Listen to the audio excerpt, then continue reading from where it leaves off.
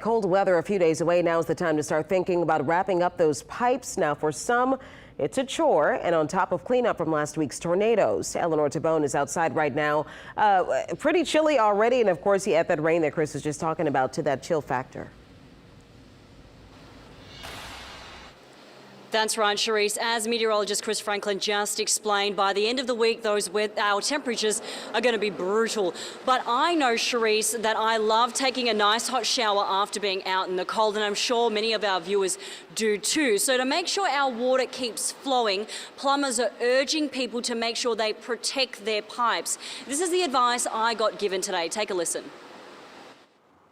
The first step would be insulating the pipes if you can find insulation at this point in time. The second most important thing to do would be running water from the furthest fixture at your house. New Orleans doesn't get frost all too often, and our houses aren't built to withstand freezing temperatures like up north. You know, those pipes might be in a rough condition already. You might not know it. You might not have ever had a problem before. To prevent your pipes from bursting the night before, determine which tap in your house is the furthest away from the main water switch.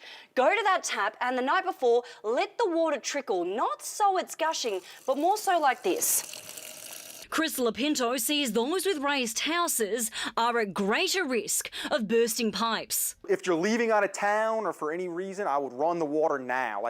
Because the freeze is gonna happen.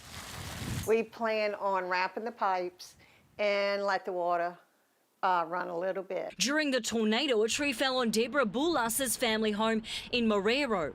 They're still staying there, but one side of the house isn't being used. Got a lot of damage to the laundry room and her room and a roof. She remembers the great Christmas freeze of '83 when temperatures hit record lows. Everything's froze that night. And that was in the early 80s. That's the only time I can remember having a hard freeze like this. Advice for those who were hit by the tornado. It's recommended that they turn their shutoff valve at the main shutoff valve at the front of the house, and then they would turn the gas off to their water heater and drain the pipes in the house. So just open up the fixtures in your house to drain the pipes.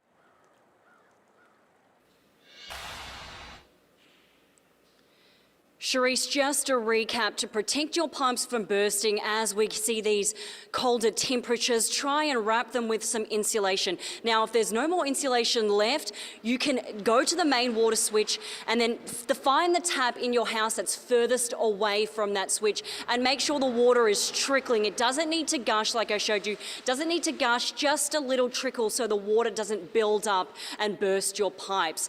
But Chris from Pipes R Us said they will be open over the holiday weekend, and they will have someone on call in case of an emergency.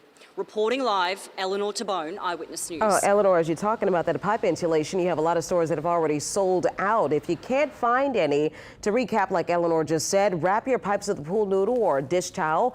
When it's in the 20s, drip your faucet inside at a trickle to keep the pipes from freezing. But if you won't be at home to do that, just shut the water off completely before you leave town. Also, remember to remove and drain any garden hoses before that freeze. And be sure to watch the Eyewitness Morning News for updates on the timing of the big temperature.